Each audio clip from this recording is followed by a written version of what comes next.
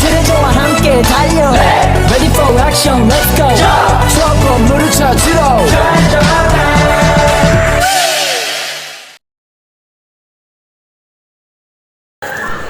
Pada zaman dahulu di negeri antah berantah, hiduplah sepasang suami istri yang sangat miskin karena disumpahi oleh Batra Indra dan sangat dibenci orang. Setiap kali mereka mengemis di pasar dan kampung, mereka dipukuli dan diusir hingga ke hutan. Oleh karena itu, tinggallah sepasang suami istri itu di hutan dan memakan batang kayu dan buah-buahan. Setelah beberapa lama, istri si miskin hamil selama 3 bulan. Sang istri ingin sekali memakan buah mangga yang ditanam di taman raja.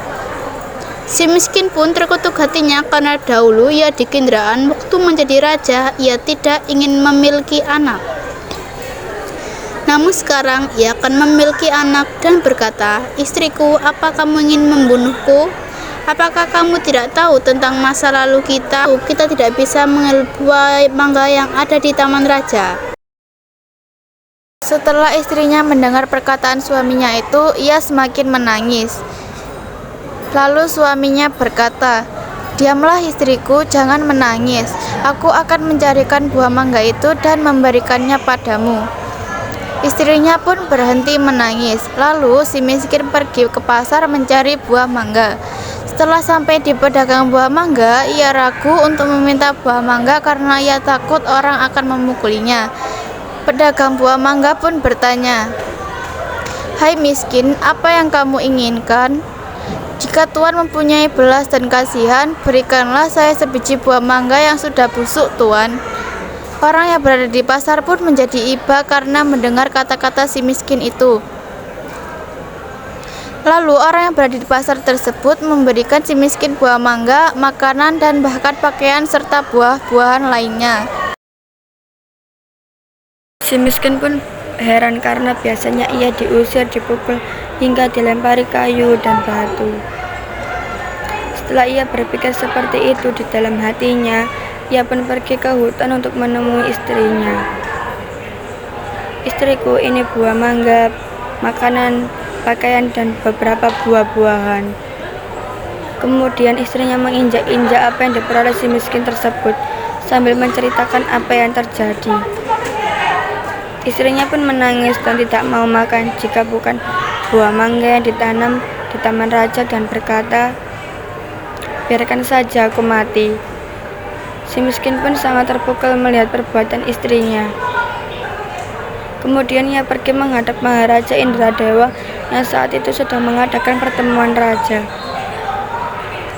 Lalu ia masuk ke dalam dan baginda raja pun berkata, "Hai miskin, apa yang kamu inginkan?" Si miskin pun menjawab sambil bersujud, "Tuanku, ampunilah, hamba datang ke sini ingin meminta buah mangga yang sudah jatuh ke tanah, tuanku." "Apa yang kau ingin lakukan dengan buah mangga itu?" "Untuk dimakan, tuanku." "Tolong ambilkan setangkai buah mangga untuk si miskin ini."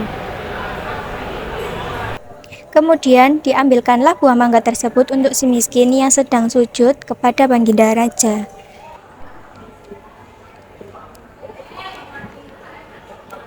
Setelah itu si miskin pun berjalan pulang ke rumahnya. Setelah dilihat oleh sang istri akan si miskin datang membawa setangkai buah mangga, ia pun tertawa senang sambil memakan buah mangga tersebut. 3 bulan kemudian, menangis ingin buah mangga nangka yang ditanam di taman raja. Dengan cara yang sama, si miskin pun mendapatkan buah nangka yang ditanam di taman raja untuk istrinya yang sedang mengidam itu. Setelah istri si miskin hamil, banyak makanan, pakaian, beras, dan peralatan yang diberikan kepadanya. Pada waktu yang baik dan tepat, pada malam hari 14 bulan itu, bulan bersinar terang. Kemudian pada waktu itu juga istri si miskin melahirkan seorang anak laki-laki yang sangat baik dalam penampilan dan tampan.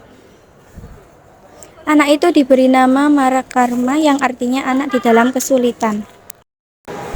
Dengan takdir Allah Subhanahu wa Ta'ala melimpahkan kepada hambanya, Si miskin pun menggali tanah untuk membuat tempat tinggal untuk keluarganya. Ketika ia menggali tanah untuk menancapkan tiang, ia menemukan telajuk besar yang berisi banyak emas. Istrinya pun datang untuk melihat dan berkata, "Emas ini tidak akan habis sampai anak cucu kita, suamiku." Ia pun menjadi kaya dan membeli barang-barang kebutuhannya seperti kendi, utar-utar, pelana kuda, keris, dan sebagainya.